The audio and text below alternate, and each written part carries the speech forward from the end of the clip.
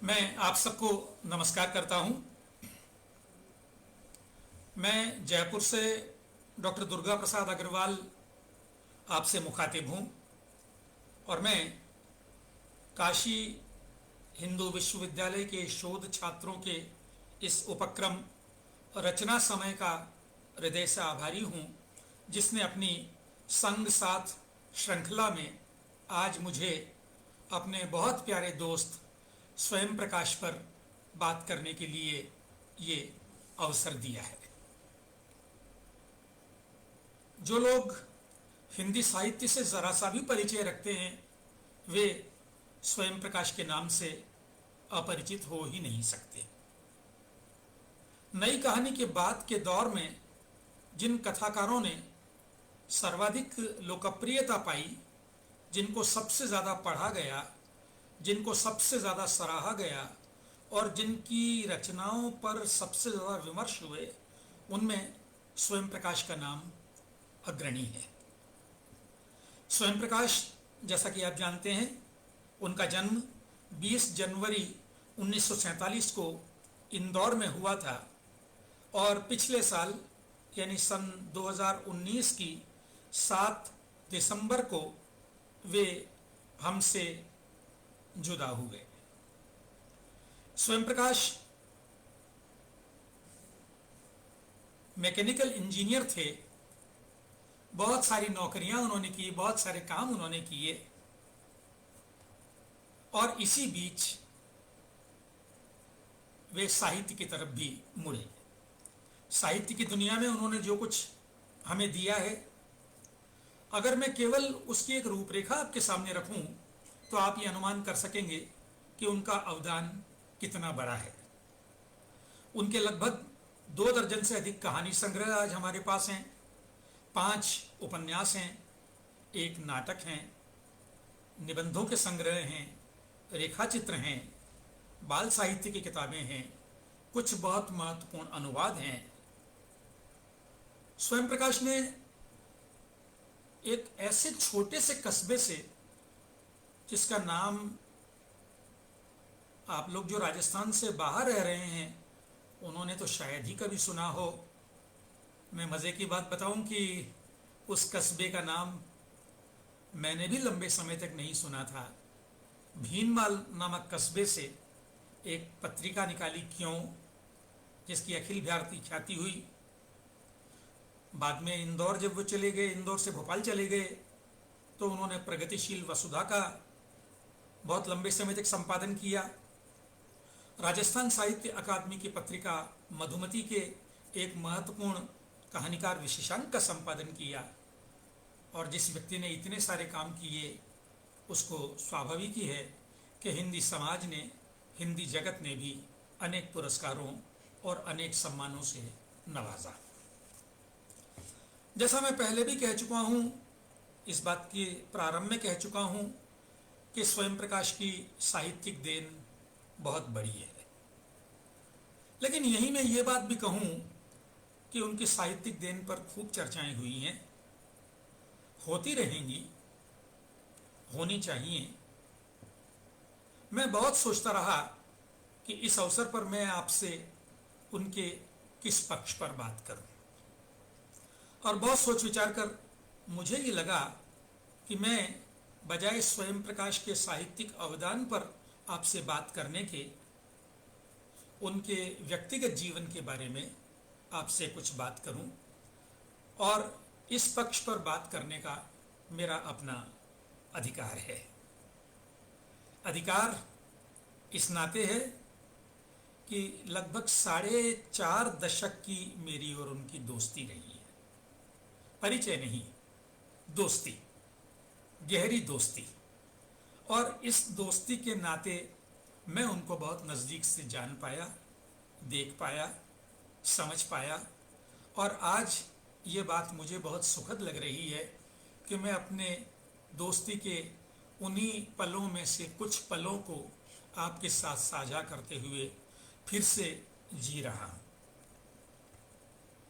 मैं जब स्वयं प्रकाश से अपनी पहली मुलाकात को याद करता हूँ तो मुझे 70 का दशक रहा होगा या 80 के दशक का पहला दूसरा साल, यानी 1970 के आसपास की बात है। मैं तब राजकीय महाविद्यालय चित्तौड़गढ़ में हिंदी का प्राध्यापक था। कोई 3-1 साल की मेरी नौकरी हुई थी। उदयपुर से एमए किया था। साहित्य थोड़ा थोड़ा सा, जैसा कि सामान्य हिंदी का एक अध्यापक पढ़ता है, मैं भी पढ़ने लगा था और साहित्य के जो बड़े नाम हैं उन नामों से थोड़ा थोड़ा परिचित था। उसी परिचय की श्रृंखला में कभी शायद स्वयं प्रकाश का नाम भी सुना होगा। बहुत ज्यादा उनके लेखन से मैं परिचित नहीं था। कोई दोपहर होगी 70 के दशक की, वो मैं जिस सरकारी मकान में रहता था उसके दरवाजे की घंटी बजी। बाहर आकर दरवाजा खोला तो देखा एक सुदर्शन युवक, धर्मेंद्र जैसा। और मैं जब धर्मेंद्र कह रहा हूं तो आप आज के धर्मेंद्र को याद मत कीजिएगा, उनकी जवानी के दिनों के धर्मेंद्र को याद कीजिएगा। धर्मेंद्र जैसा सुदर्शन युवक खड़ा था और वो ये जानना चाह रहा था कि क्या मैं अंग्रेजी के प्राध्यापक सदाशिव श्रोत्री का घर जानता हूं। मेरी नेम प्लेट पर भी कॉलेज व्याख्याता लिखा हुआ था, तो उस युवक ने जरूर ये अनुमान लगाया होगा कि ये कॉलेज व्याख्याता है तो एक दूसरे कॉलेज व्याख्याता का घर जरूर जानता होगा। मैंने उन्हें सदाशिव श्रोत्री का घर बता दिया, जो कि मेरे पड़ोस में ही था, और सदाशिव श्रोत्री मेरे बहुत नजदीकी मित्र भी थे। ये जो मैं उन्हें पता बता रहा था उस युवक को, उसी पता बताने के क्रम में मुझे ये पता चला कि ये जो युवक है इसका नाम स्वयं प्रकाश है। स्वयं प्रकाश का नाम सुनकर कोई बड़ी घंटी मेरे दिमाग में नहीं बजी। हाँ, एक लेखक है, इतना सा कुछ शायद याद आया हो तो आया हो, इससे ज्यादा कुछ नहीं। स्वयं प्रकाश सदाशिव श्रोत्री के यहाँ चले गए। प्रसंगवश ये भी उल्लेख कर दूं कि स्वयं प्रकाश जिन सदाशिव श्रोत्री के यहाँ गए वे भी उसी चित्तौड़ कॉलेज में अंग्रेजी के प्राध्यापक थे। मेरे बहुत नजदीकी मित्र थे, अब भी हैं। उस जमाने में उन्होंने कुछ कहानियां लिखी थी।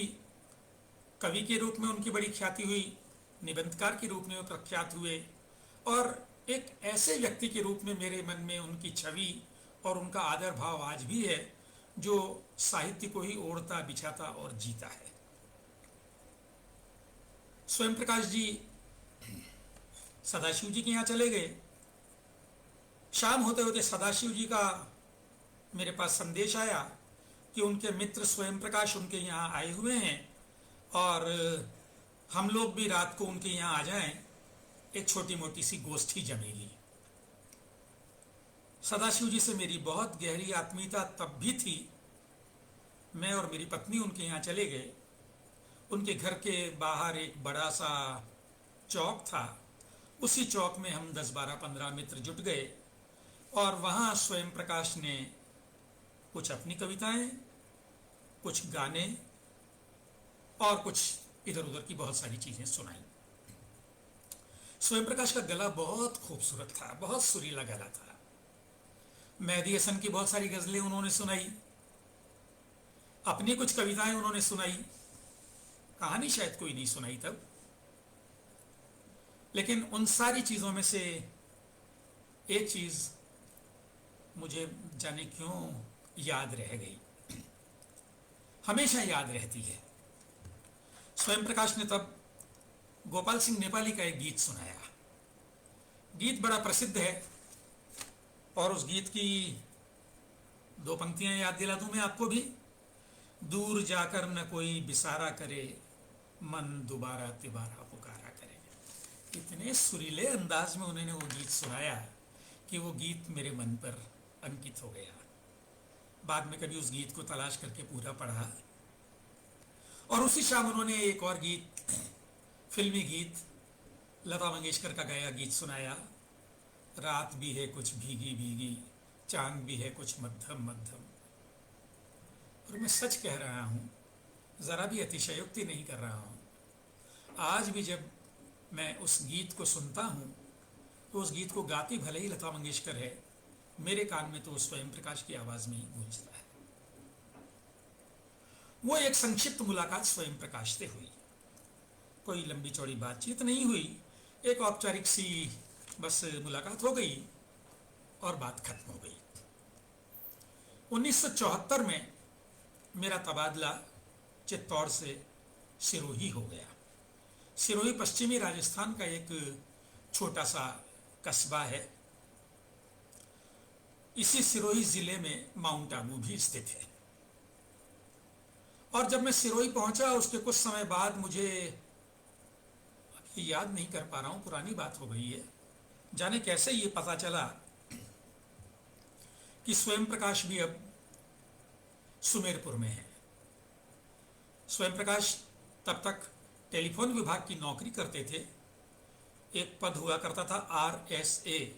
वे सुमेरपुर में RSA के पद पर, शायद रिपीटर स्टेशन एजेंट उसका पूरा नाम हुआ करता है। पुराने ज़माने के टेलीफोन एक्सचेंज होते थे, एक तकनीकी पद ये होता था। हालांकि तब टेलीफोन की बड़ी महत्ता होती थी और टेलीफोन का जो अधिकारी होता है, उस अधिकारी का रुतबा ही अलग होता था। और उस व्यापारियों के कस्बे सुमेरपुर में स्वयं प्रकाश इतने महत्वपूर्ण पद पर हैं, ये जानकारी मुझे मिली। दोनों का हम लोगों का संपर्क हुआ और वो संपर्क धीरे धीरे गाढ़ा होते होते इतना ज़्यादा गाढ़ा हो गया कि वो सिरोही और सुमेरपुर के बीच जो 40 किलोमीटर की दूरी है, वो दूरी खत्म हो गई। हम दोनों जब जी चाहता, एक अपने घर से उठता, दूसरे के घर चला जाता। जैसे एक ही शहर में, बल्कि एक ही मोहल्ले में आप जा रहे हो, कुछ वैसा रिश्ता हम लोगों का बन गया। मेरा घर सिरोही में जहाँ था, वो एक तरह से हाईवे था, वहीं से ट्रक गुजरते थे। मैं बस स्टैंड भी जाने की जहमत नहीं उठाता, अपने घर के बाहर खड़ा होता, हाथ देता, 2-4 ट्रक नहीं रुकते, अगला ट्रक रुक जाता, उस पर बैठता, सुमेरपुर चला जाता। और यही स्वयं प्रकाश करते। जब उनका मन होता, वे मुंह उठाते और सिरोही चले आते। अपनी किताब धूप में नंगे पांव में उन्होंने इस बात का बड़ी आत्मीयता से उल्लेख भी किया है कि सिरोही मेरा दूसरा घर ही बन गया था। इसी बीच उनका विवाह हुआ। मैं और मेरी पत्नी उनके विवाह में सम्मिलित होने अजमेर गए। अजमेर से बारात उदयपुर गई और फिर रश्मि, उनकी पत्नी भी, जैसे हमारे इस अंतरंग वृत्त में शामिल हो गई। फिर रश्मि भी आ जाती, मेरी पत्नी विमला भी चली जाती और हम लोगों का मिलना जुलना बढ़ता गया। मैं अपने कॉलेज में बहुत सारी गतिविधियां करता था और जब मेरी इच्छा होती, जब मेरा मन करता, मैं स्वयं प्रकाश को आवाज देता कि आ जाओ, आज हमारे यहाँ एक गोष्ठी है, कवि गोष्ठी है, और स्वयं प्रकाश चले आते हैं। अब मैं बड़े संकोच से इस बात का उल्लेख कर रहा हूं कि मानदेय तो दूर की बात है, कभी हमने उस तरह के आयोजनों में आने के लिए स्वयं प्रकाश को यात्रा व्यय भी नहीं दिया। अपना खर्चा करके वे आते और अपना खर्चा करके चले जाते। धीरे धीरे हालत ये हो गई कि मेरे विद्यार्थी स्वयं प्रकाश को इतना चाहने लगे कि अगर 2-1 महीने बीत जाते तो वो कहते, सर बहुत दिन हो गए स्वयं प्रकाश जी नहीं आए, उनको बुलाओ ना। और मैं उनको वहीं से फ़ोन करता और पता लगता कि वो चलो कल आ रहे हैं, कल हम लोग बैठेंगे, गपशप करेंगे, सुनाएंगे, सुनेंगे। स्वयं प्रकाश, जैसा मैंने कहा, गाते बहुत अच्छा थे। धीरे धीरे तो उन्होंने सिगरेट पीकर और बहुत ज़्यादा चाय पीकर अपना गला खराब कर लिया था, लेकिन उस ज़माने में बहुत सुरीला गाते थे। उनके पास कविताएं भी बहुत थी।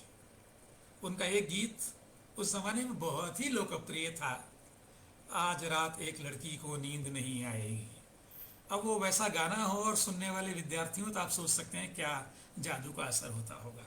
और बड़ी क्रांतिकारी किस्म के गीत भी थे, तुझे घी शक्कर दूंगा जमूरे, और इस तरह के जो बड़े समाज में और निज़ाम में बदलाव लाने वाले गीत, वो बड़े मन से वो सुनाते थे। सिरोही में कुछ बड़े कवि सम्मेलनों में भी हमने उनको बुलाया और सुना, और वो बहुत एक तरह से छा गए। लेकिन स्वयं प्रकाश ने वो रास्ता छोड़ दिया, उस रास्ते पर वो नहीं चले। ये सब करते करते, मिलते जुलते, एक दूसरे के सुख दुख में भागीदार साझीदार होते होते, जाने कैसे स्वयं प्रकाश को ये लगा, मैंने अभी कहा था कि वे मैकेनिकल इंजीनियर थे शिक्षा से, उन्हें लगा कि मुझे हिंदी में एमए कर लेना चाहिए, और हिंदी में एमए कर लेना चाहिए तो क्या हर्ज है, मेरे ही कॉलेज से कर लें नॉन कॉलेजिएट विद्यार्थी के रूप में। अब मैं यहाँ संकोच से इस बात का उल्लेख कर दूं कि उन दिनों मेरे कॉलेज की जो लाइब्रेरी थी, और खासतौर से उस लाइब्रेरी का जो हिंदी साहित्य वाला खंड था, वो कदाचित राजस्थान में सर्वश्रेष्ठ था। और ये कहते हुए मैं राजस्थान के विश्वविद्यालयों को भी अलग नहीं कर रहा हूँ। मेरा ये दावा है कि उस जमाने में हमारे पुस्तकालय में हिंदी साहित्य की किताबों का जैसा संग्रह था, वैसा शायद राजस्थान के भी किसी विश्वविद्यालय के पुस्तकालय में नहीं था। हिंदी की शायद ही कोई महत्वपूर्ण किताब हो जो मेरे पुस्तकालय में ना हो। स्वयं प्रकाश आते, उस लाइब्रेरी से जितनी किताबों की उनकी इच्छा होती वो ले जाते, पढ़ते, लौटा देते। बड़ा आनंद का समय बीत रहा था। एमए करने का उन्होंने इरादा किया। स्वयं प्रकाश मेहनती बहुत थे, गजब के मेहनती। एमए करने में जुट गए और बड़े मन से एमए कर लिया। अब वो एमए करने की जब बात कर रहे हैं हम लोग उनके, तो एक छोटा सा प्रसंग में उनकी किताब से सुना दूं आपको, अच्छा लगेगा। धूप में नंगे पांव में उन्होंने एक छोटा सा प्रसंग लिखा है। मेरे लिए संकोच की बात है कि इसमें थोड़ा सा मेरा भी जिक्र है, लेकिन मैं इस कारण ये प्रसंग नहीं सुना रहा हूं कि मेरा जिक्र है।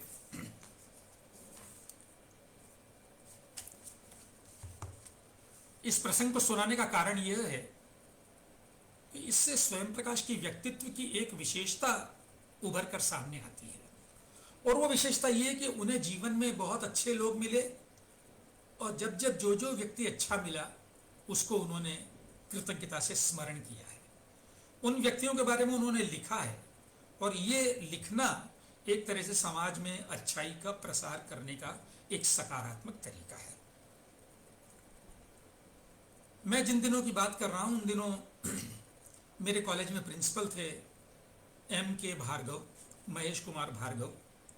वे लंबे समय तक अजमेर में रहे थे, और स्वयं प्रकाश भी क्योंकि मूलतः अजमेर के थे, स्वयं प्रकाश उनसे पहले से परिचित थे। लेकिन भार्गव साहब से स्वयं प्रकाश का जो दूसरा गहरा परिचय हुआ वो मेरे कारण हुआ। वो मेरे दोस्त हैं और आते हैं, और कॉलेज में भी बहुत सारी गतिविधियों में आते हैं। ये बात भार्गव साहब के मन में भी अंकित थी। मैं छोटा सा प्रसंग उनकी इस किताब धूप में नंगे पांव से पढ़ रहा हूं। जिस दिन एमए का अंतिम पेपर था, राजस्थान रोडवेज में अचानक किसी बात पर हड़ताल हो गई, और इस बात से बेखबर मैं सुमेरपुर बस स्टैंड पर बैठ सिरोही जाने वाली बस का इंतजार करता रहा। पेपर 10 बजे से था, और सुमेरपुर से बस से सिरोही पहुंचने में कम से कम 1 घंटा लगता था। जब 9:15 बज गए और कोई बस नहीं आई, तो मैंने पूछताछ की। हड़ताल का पता चला तो मैं थोड़ा घबराया, लेकिन अभी ट्रकों की उम्मीद बाकी थी। मैं बस स्टैंड से चलकर चुंगी नाकी चला गया, क्योंकि वहां से ट्रक मिलने की संभावना ज्यादा थी। जब 9:45 तक कोई ट्रक नहीं दिखाई दिया, तो मैंने सोचा कि उगमराज या डॉक्टर पुरोहित को फोन करके अनुरोध किया जाए कि वो अपनी मोटरसाइकिल पर मुझे सिरोही छोड़ दें। उधर सिरोही में भार्गव साहब, दुर्गा प्रसाद जी और मेरे अन्य मित्र परेशान हो रहे थे कि पेपर शुरू हुए इतनी देर हो गई और स्वयं प्रकाश का कोई पता नहीं है। इसी समय एक जर्जर ट्रक धीमी गति से आता दिखाई दिया। मेरे हाथ देने से ट्रक रुक भी गया। वो जा भी सिरोही रहा था, उसने मुझे बैठा भी लिया,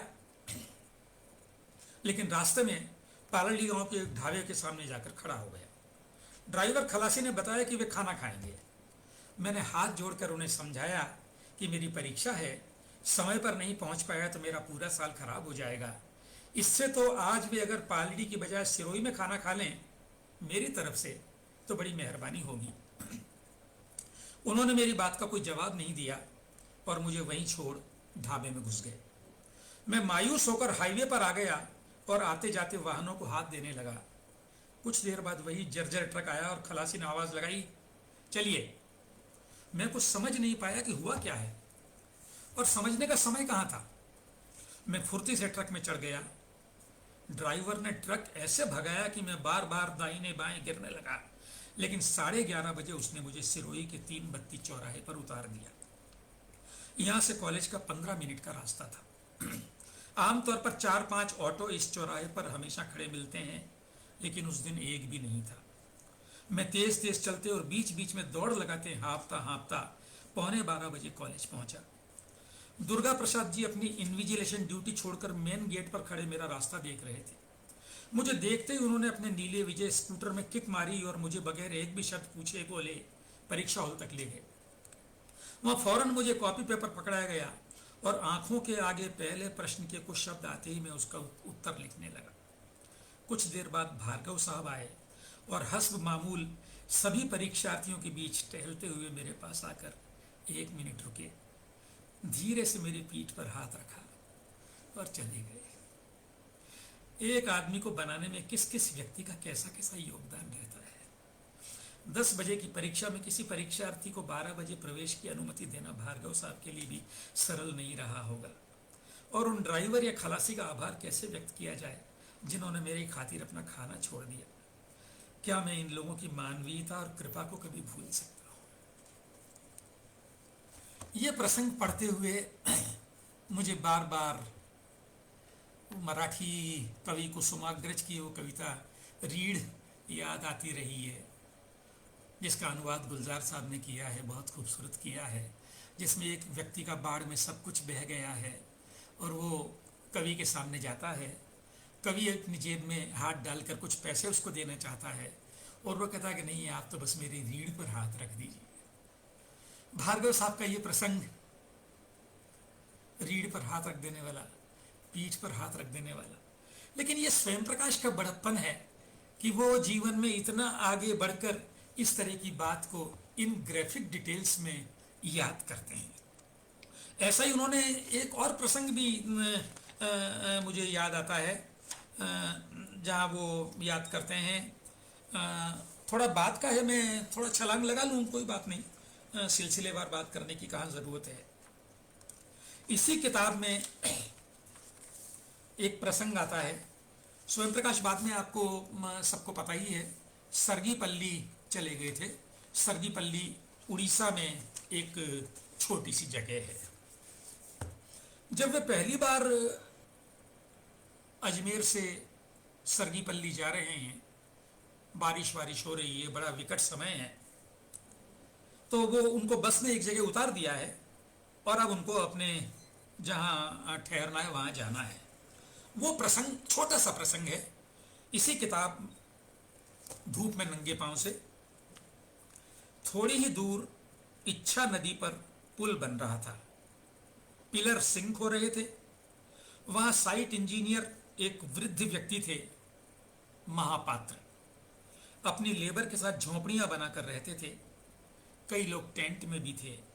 दिन भर की मेहनत के बाद शाम के समय लोग साथ बैठकर खाते पीते थे, ट्रांजिस्टर सुनते थे, किस्से सुनाते थे, ताश खेलते थे, बीड़ियां धूकते थे। हमारे लिए तो महापात्र अपने साथियों के साथ किसी देवदूत की तरह ही आए थे। वे हमारे हाथ पकड़कर हमें अपनी झोपड़ियों में ले गए, हमारा बचा खुचा सामान उठवा कर लाए, हमें हाथ पांव सिर पहुंचने के लिए अपने तौलिए दिए। एक महिला किसी बच्चे के 2 बड़े बड़े फ्रॉक ले आई, बच्चों को पहना दो बदल कर, नहीं तो ताप आ जाएगा। उन्होंने हमें चाय पिलाई, बिस्कुट खिलाए, साइकिल पर आदमी भेजकर माइंस खबर करवाई। ऐसे देवदूत को कोई कभी भूल सकता है? क्या मैं महापात्र बाबू का दयालु चेहरा मरते दम तक भूल सकता हूं? अगर इस दुनिया में 100-200 महापात्र बाबू भी हैं, तो इससे अच्छी जगह और कहां हो सकती है? और क्या तुम्हारी जिंदगी में कभी कोई महापात्र बाबू नहीं आए? और छाती पर हाथ रखकर बताना, इतने बरस जी लिए, क्या तुम कभी किसी के लिए महापात्र बाबू बनकर पहुंचे? दोस्तों, जो व्यक्ति ऐसी बात लिख सकता है उसका आपके जीवन से महत्व कम कैसे हो सकता है। स्वयं प्रकाश के पूरे लेखन में ये मानवीयता का गुण है कि वे अच्छाई को रेखांकित करते हैं। और एक बड़ी बात स्वयं प्रकाश के बारे में हमारे युवा मित्र पल्लव कहते हैं, जिन्होंने उनकी कहानियों का, उनके साहित्य का बहुत गंभीरता से अध्ययन किया है। पल्लव ये कहते हैं कि स्वयं प्रकाश के पूरे कथा साहित्य में आपको कोई खल पात्र नहीं मिलेगा, खलनायक नहीं मिलेगा, कोई विलेन नहीं मिलेगा।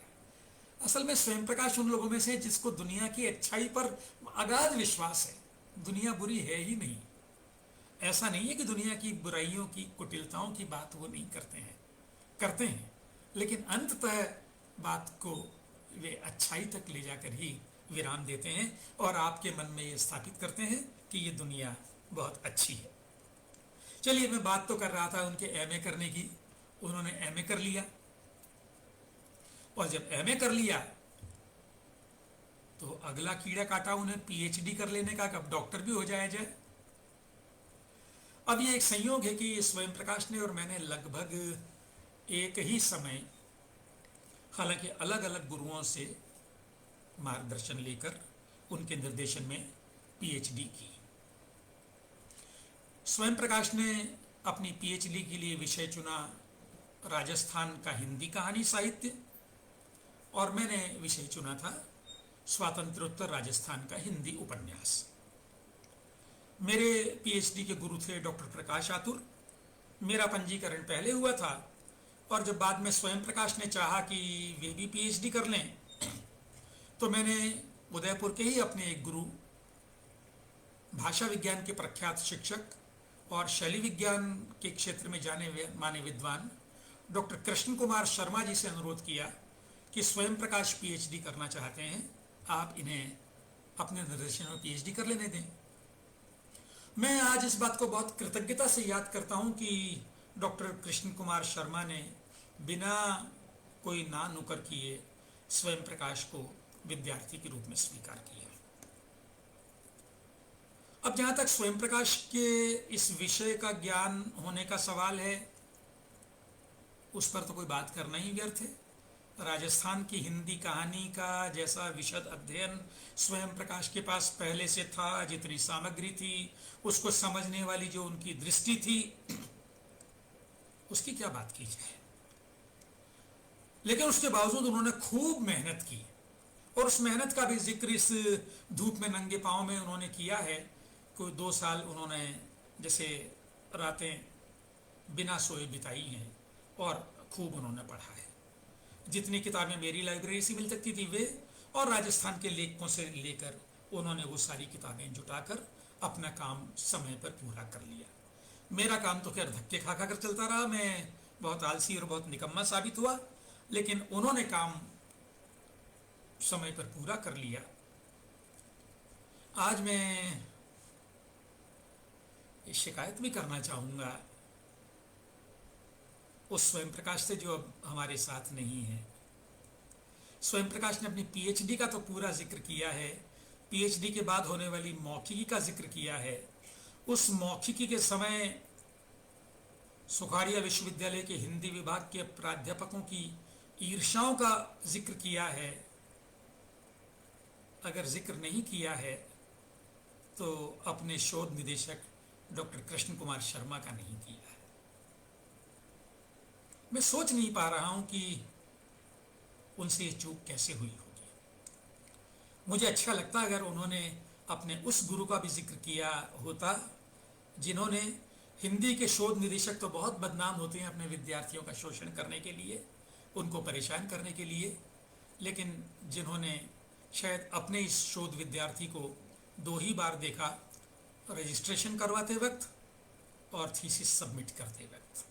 इसके अलावा कभी कोई संपर्क ही नहीं हुआ। उन्होंने कभी कोई अध्याय उनसे नहीं मांगा कि तुम मुझे जांचने के लिए दो। ऐसे गुरु दुर्लभ होते हैं। इस सारे प्रसंग में उन्होंने और भी बहुत सारी बातें लिखी है। अब यही एक और मजेदार बात मुझे याद आ गई।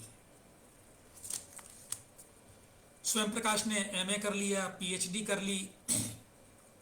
धीरे धीरे शायद उन्हें लग रहा था कि ये जो टेलीफोन विभाग की नौकरी है, ये तो नौकरी अब शायद मज़ेदार नहीं है। तो उन्होंने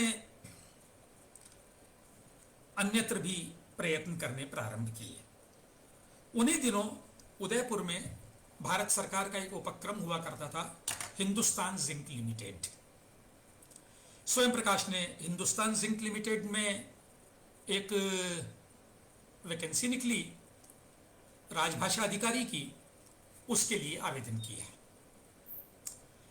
प्रसंग बड़ा मजेदार है, आपको जरूर मजा आएगा।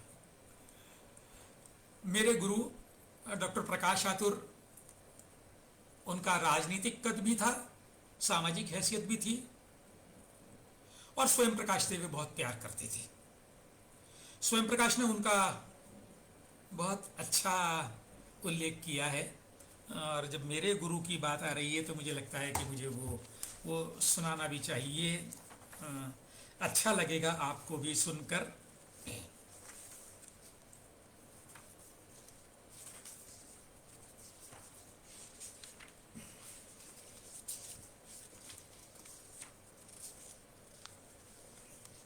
वो जो सारी उठापटक होती है विभागों में कि उनकी मौखिकी के समय कैसे उनको परेशान किया जाए,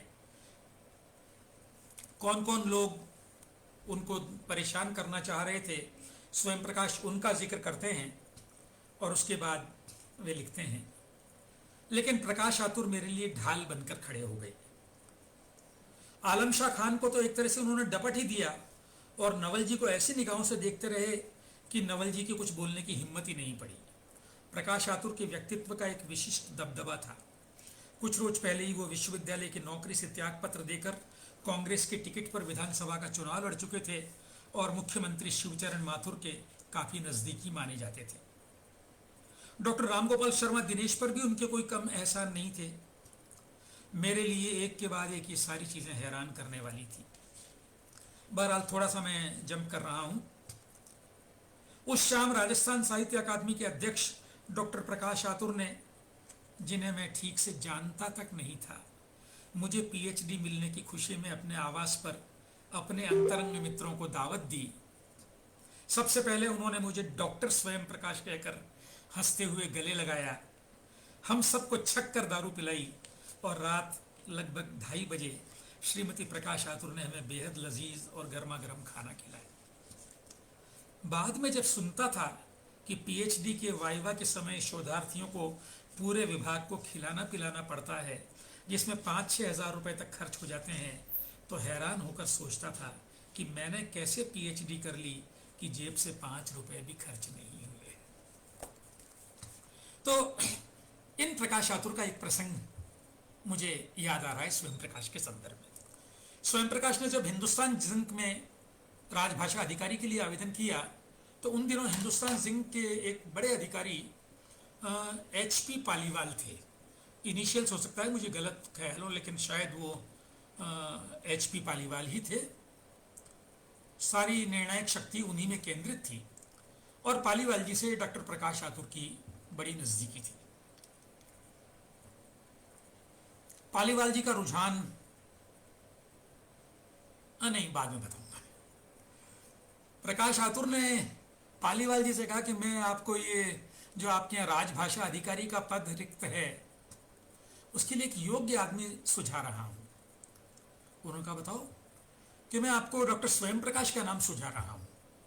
लड़का बड़ा अच्छा है, बहुत मेहनती है, बहुत काबिल है, लेकिन बस उसमें एक बुराई है। पालीवाल जी चौंके, क्या? प्रकाश आतुर ने कहा बस वो कम्युनिस्ट है, वामपंथी है। मैं अभी पालीवाल जी के रुझान की बात दबा गया था ना। प्रकाश आतुर को अच्छी तरह मालूम था कि पालीवाल जी मन से वामपंथी है। आप जान सकते हैं इसका परिणाम क्या होना था। स्वयं प्रकाश टेलीफोन की नौकरी छोड़कर राजभाषा अधिकारी हो गए हिंदुस्तान जिंक में, और उनका कार्यक्षेत्र बदल गया। उसके बाद हमारा साथ तो थोड़ा सा दूर हो गया। सुमेरपुर थे तो जरा रोज का मन में तो ये भरोसा था ना कि जब चाहेंगे वो आ जाएंगे, जब चाहेंगे मैं चला जाऊंगा। वैसे तो मैं भी उदयपुर का रहने वाला हूँ, लेकिन धीरे धीरे मेरा उदयपुर छूटता गया तो वो हम लोग भौतिक रूप से दूर हो गए, मन से तो दूर नहीं हुए। और इस बीच न जाने एक दूसरे के सुख दुख में हम लोग कितने साथी बने हैं। कोई कोई मैं याद करता हूं तो मन भीग जाता है। एक छोटा सा प्रसंग याद करूं मैं, शायद 1980 के आसपास की बात होगी। स्वयं प्रकाश का मेरे कॉलेज में मेरे घर खूब आना जाना था। इस बात को, सिरोही बहुत छोटा कस्बा है ना, वहाँ सब सबको जानते हैं। तो मेरे कॉलेज के पूरे स्टाफ को मालूम था कि स्वयं प्रकाश और इनकी नज़दीकी है। मेरी माँ का निधन हुआ सिरोही में, और मेरे कॉलेज के जो ऑफिस सुपरिंटेंडेंट हैं उन्होंने अपने आप मेरे बिना कहे स्वयं प्रकाश को फ़ोन कर दिया कि अग्रवाल साहब की मदर की डेथ हो गई है। और स्वयं प्रकाश किसी ट्रक में बैठकर सीधे सिरोही आ गए, शमशान पहुंच गए। वो सारे क्रियाकर्म होते होते जब मेरी नज़र स्वयं प्रकाश पर पड़ी, आप विश्वास कीजिए उस समय तक मेरी आंख से मेरी माँ की मृत्यु पर एक आंसू नहीं टपका था। मैं जड़ हो गया था। लेकिन जैसे ही स्वयं प्रकाश ने मुझे गले लगाया, मेरी आंखों से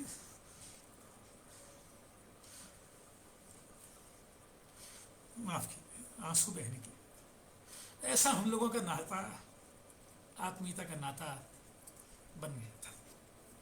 खैर, वो उदयपुर चले गए। उदयपुर से भी हम लोगों का संपर्क बना रहा। स्वयं प्रकाश की खास बात ये थी, वो चिट्ठियां बहुत लिखने के शौकीन रहे। लंबी लंबी चिट्ठियां, 2 3 4 पन्ने की चिट्ठियां, बड़ी सधी हुई उनकी हैंडराइटिंग। और आप जवाब दें तो ठीक, न दें तो फिर डांटती हुई चिट्ठी, न दें तो फिर डांटती हुई चिट्ठी। वैसे मैंने उनसे डांट बहुत खाई है चिट्ठियों के लिए, जवाब नहीं देने के लिए नहीं, संक्षिप्त जवाब देने के लिए। मुझे उन्होंने बड़ी अश्लील शब्दावली में एक बार लिखा कि ये तुम्हारी कुटेव तो नहीं है कि तुम इतने संक्षिप्त जवाब देते हो। पता नहीं क्यों मुझसे विस्तार में लिखा नहीं जाता है। और वो इतने विस्तार में, बाद में जब वो सर्गिपल्ली चले गए और श्रीमती इंदिरा गांधी की हत्या के बाद वो जो सिख विरोधी दंगे हुए, उस समय वे ट्रेन में थे, और वो जो पूरा वर्णन उन्होंने मुझे लिखा था, लगभग वही वर्णन बाद में उनकी कहानी बनकर आता है, क्या तुमने कभी कोई सरदार भिखारी देखा है। उनके हजारों पत्र, हजारों नहीं तो सैकड़ों पत्र तो मेरे पास होंगे ही। लेकिन ये शायद मेरे जीवन की सबसे बड़ी क्षति है कि अपने कई बार के तबादलों में मेरी वो सारी पूंजी इधर उधर हो गई, और अब मेरे पास उनकी लिखावट में 1-2 पत्र कहीं हों तो हों, मेरे पास एक भी पत्र उनका सुरक्षित नहीं है। इतनी बड़ी पूंजी मेरी, अगर कोई मेरे 1,00,000, 2,00,000, 10-20 लाख रुपए खो गए होते तो मुझे अफसोस नहीं होता जितना अफसोस मुझे इस पूंजी के खुर्द बुर्द हो जाने का है। लेकिन हो गई। चलिए, जो बीत गई सो बात गई। स्वयं प्रकाश की जो सबसे बड़ी बात है वो ये कि वो एक विश्वास पात्र मित्र थे। मैंने अपनी माँ वाला प्रसंग बताया। मेरी बेटी का विवाह हुआ तो जालौर एक बहुत छोटी जगह, वहां वो आए। अब दोस्त आए तो कोई एहसान की बात नहीं है, लेकिन आना याद तो रहता है। और उस शादी को जिस तरह से उन्होंने एंजॉय किया, बल्कि स्वयं प्रकाश की एक खास बात यह थी कि वो जिसके साथ होते वैसे हो जाते हैं। मेरे बच्चों के साथ वो बिल्कुल बच्चे हो जाते हैं और उनकी दुनिया की बातें वो करते। और यही कारण है कि आज जितना उन्हें मैं मिस करता हूं, मेरे बच्चे भी उन्हें उतना ही मिस करते हैं। अंकल जी, उस जमाने में भी वो हमेशा ये पूछते, अंकल जी ने नया क्या लिखा है, अंकल जी का लिखा पढ़ना है। उन्हें याद थी बच्चों को उनकी कहानियां, उनकी कविताएं, वो सब कुछ। और खुशमिजाजी, वो उनके गद्य को भी आप पढ़िए तो आप पाएंगे कि एक प्रसन्न गद्य जैसा वो लिखते हैं। हिंदी के बहुत कम कथाकारों के पास वैसा गद्य है। और जो गद्य वो लिख रहे हैं वो गद्य असल में उस प्रसन्न मन वाले व्यक्ति से निकल कर आ रहा है। वो खुद उतने ही मस्त मौला थे, वो जीवन में भी थे, लेखन में भी थे। उनकी कथा का गद्य आप पढ़ लें कहीं भी तो आप वही पाएंगे। और जीवन में तो वो शायद वो हंसी मजाक से बाज कभी आते ही नहीं थे। मुझे एक प्रसंग याद आता है, मैं अपने सिरोही के जिस किराए के घर का उल्लेख कर रहा हूँ, सड़क पर वो घर था एकदम हाईवे पर। एक दिन पता नहीं वो रात को उदयपुर से आए, कोई शायद 3-1 बजे वहां से बस आती थी उदयपुर से। बस स्टैंड पर उतरे होंगे, ऑटो लेकर घर आ गए, कोई सूचना नहीं थी। रात को हम लोग अपनी फाटक पर ताला लगा दिया करते थे, बाउंड्री वॉल बहुत ऊंची नहीं थी। तो रात को 3-3:30 बजे हम दोनों गहरी नींद में, घंटी बजी। मेरी पत्नी की नींद पहले खुली। उसने जोर से आवाज देकर पूछा, कौन? बाहर से आवाज आई, मैं चोर। पत्नी ने फिर पूछा, कौन? मैं चोर। तीसरी बार पूछा, कौन? मैं चोर। पत्नी ने मेरे को हिलाया, बाहर चोर है। मैंने भी आवाज लगाई, कौन? मैं चोर। अब हम दोनों ने डरते डरते दरवाजा खोला, बाहर स्वयं प्रकाश खड़े हैं। उसके बाद जो ठहाका लगा, आप सोच सकते हैं पड़ोसियों की भी नींद खुल गई होगी। चाय और सिगरेट के तो भयंकर शौकीन, आप उनको दिन भर चाय पिलाते रहिए, चाय के लिए पूछने की जरूरत नहीं है, पिला दीजिए। ऐसे कितने सारे प्रसंग मेरी स्मृतियों में उनके हैं। और ये जो सारे प्रसंग हैं वो उस स्वयं प्रकाश का निर्माण करते हैं जिसको पढ़ना हम सबको अच्छा लगता है। एक और बात, लेखकों से मेरा भी ठीक ठाक संपर्क है, बहुत सारे लेखक मित्र हैं। और बहुत जगह मैं पाता हूं कि लोगों को लगता है कि अगर हम लेखक हैं, अगर हम रचनाकार हैं, तो हमें परिवार के प्रति उदासीन होने का तो जैसे कोई वैधानिक अधिकार मिल गया है। परिवार अपनी चिंता करे, हम तो केवल अपना सृजन करेंगे, हम अपना लेखन करेंगे, महान काम करेंगे। छोटी मोटी चीज़ें, घर के आटा दाल लकड़ी नॉन तेल, इसकी परवाह हम क्यों करें? ये तो हम छोटा काम नहीं करेंगे। बहुत सारे लोगों को मैंने देखा है परिवार की उपेक्षा करते हुए। स्वयं प्रकाश इस मामले में भी अपवाद थे। वे विशुद्ध पारिवारिक व्यक्ति थे। रश्मि और दोनों बेटियों की जितनी परवाह वो करते थे, और उससे पहले भी, विवाह से पहले भी, अपने माँ बाप की, अपनी बहनों की, अपने भाई की जैसी परवाह वो करते थे, करते रहे आजीवन।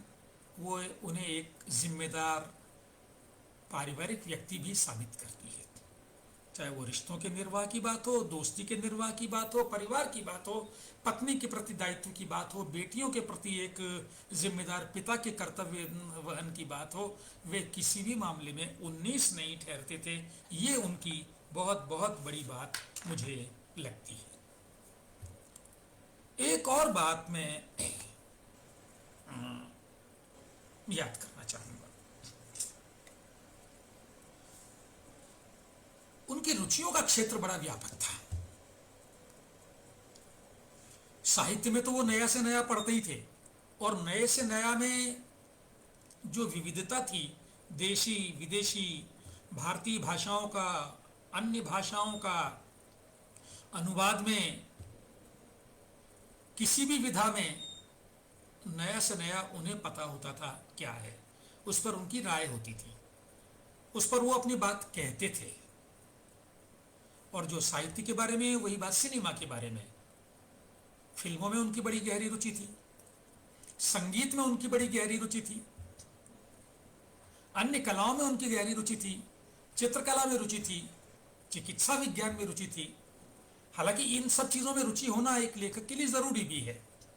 अगर आप इन सारी चीजों में रुचि नहीं रखेंगे, आप अच्छे लेखक कैसे होंगे? और स्वयं प्रकाश वास्तव में एक सजग और अच्छे लेखक थे, ये उनके लेखन को देखकर हम समझ पाते हैं। लेकिन मैं व्यक्तिगत रूप से भी ये पाता हूं कि इन सब चीजों में उनकी बहुत बहुत बहुत गहरी रुचि थी, और वो रुचि उन्हें एक परफेक्ट दोस्त साबित करती थी। जो सबसे बड़ी बात मैं उनके बारे में कहना चाह रहा हूं, उसको कहने से पहले एक बात और कर लूं, और वो ये, और ये मैंने उनसे सीखा।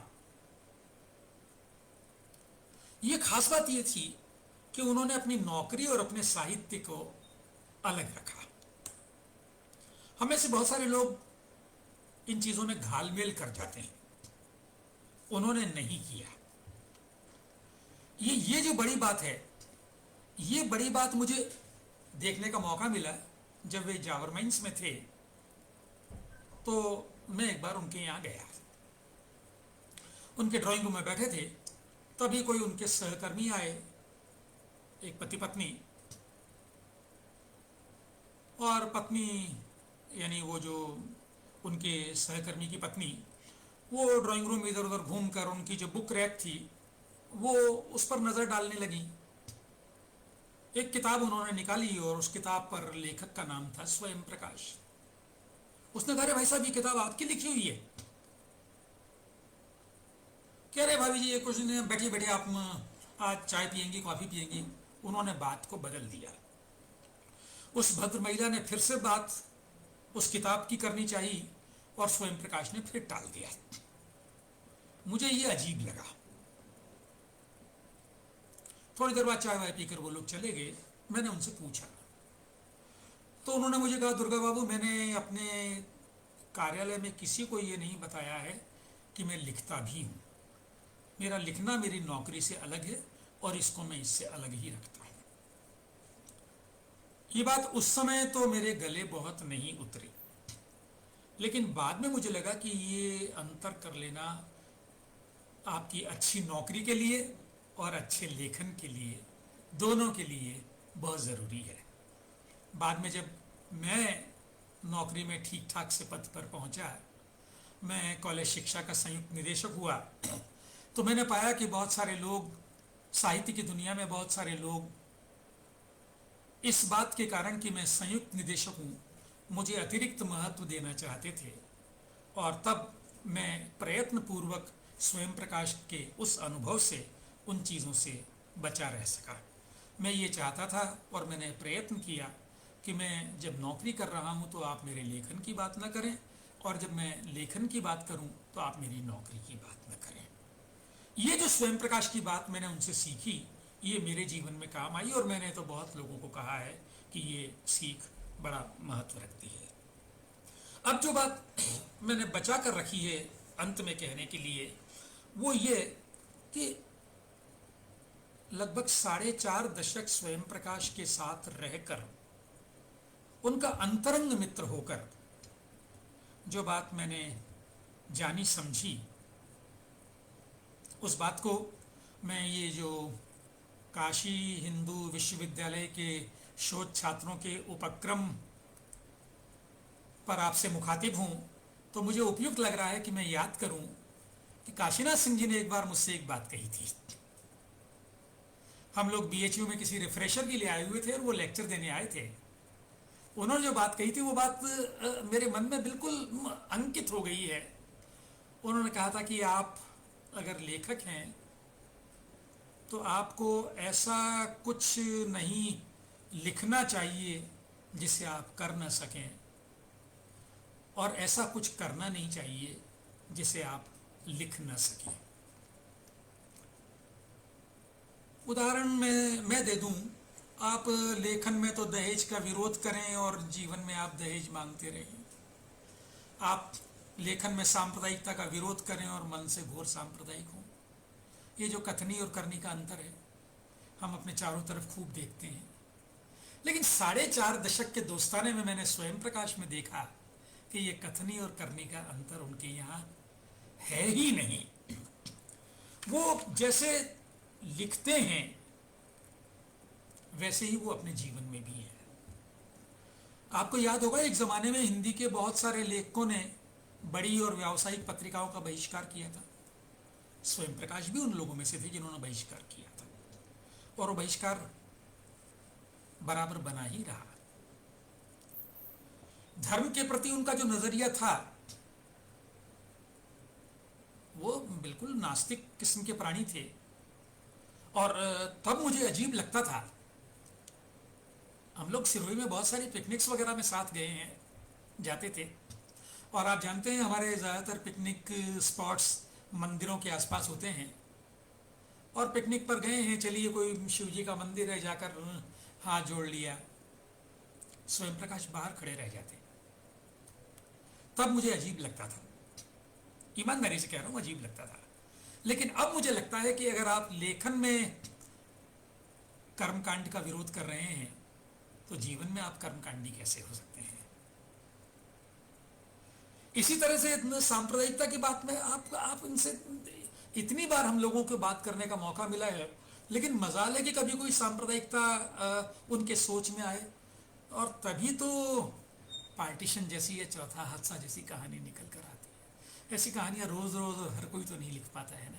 ये इसलिए होती है क्योंकि उस जो एक धर्मनिरपेक्षता का जो जीवन मूल्य है वो बिल्कुल गहरे तक उनमें उतरा हुआ था, इसलिए ये सब कुछ वो लिख पाए हैं। पूंजीवादी जीवन पद्धति का वो विरोध करते थे और आप उनके पूरे जीवन में पाएंगे कि कहीं वो पूंजीवाद के प्रति रुझान या अमीरी के प्रति या वैभव के प्रति या गलत तरह से पैसे कमाने के प्रति कोई रुझान नहीं है। पूरी नौकरी में वो इन चीज़ों से लड़ते रहे हैं, टकराते रहे हैं, और जब उनको लगा है कि अब टकराना संभव नहीं है तो वो वीआर लेकर अलग हो जाते हैं, लेकिन समझौता नहीं करते हैं। तो ये जो सारी बातें हैं, ये सारी बातें एक व्यक्ति के रूप में उन्हें मेरे मन में बहुत ऊंचा कद, बहुत ऊंचा स्थान देती है। और अंत में मैं ये भी कहूँ कि जब इन सारी बातों को मैं याद कर रहा हूँ तो मैं इस बात का उल्लेख कैसे न करूं कि मेरी साहित्यिक समझ और साहित्यिक रुचि के निर्माण में स्वयं प्रकाश का योगदान सबसे ज़्यादा है। जब मेरा उनसे पहला संपर्क हुआ 1970 में, तब मैं हिंदी का एक औसत से थोड़ा सा शायद बेहतर रहा हूँगा अध्यापक था, जिसके लिए सब धान 22 मसेरी था।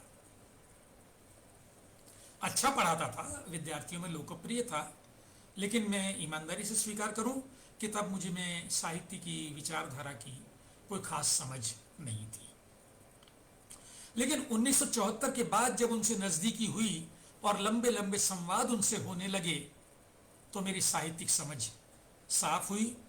तब मैं प्रगतिशील धारा की तरफ मुड़ा, उसमें सक्रिय हुआ और मैं चीज़ों को सही परिप्रेक्ष्य में देखने समझने लगा। और अगर आज मैं इस बात पर गर्व कर सकता हूँ कि मेरा सोच प्रगतिशील है, तो इस सोच के निर्माण में स्वयं प्रकाश की जो भूमिका है उसको मैं याद किए बिना नहीं रह सकता। जीवन में एक अच्छा दोस्त अगर आपको मिल जाता है तो वो आपको बहुत समृद्ध करता है। स्वयं प्रकाश ने मुझे बहुत समृद्ध किया है।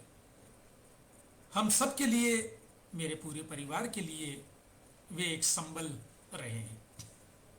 ये एक संयोग है कि कभी कोई ऐसा बड़ा संकट हम लोगों पर नहीं आया, लेकिन ये भरोसा हमेशा रहा कि अगर कोई संकट आएगा तो स्वयं प्रकाश हमारे साथ खड़े होंगे। जब भी कोई उलझन आती, उनसे दिल खोलकर बात होती।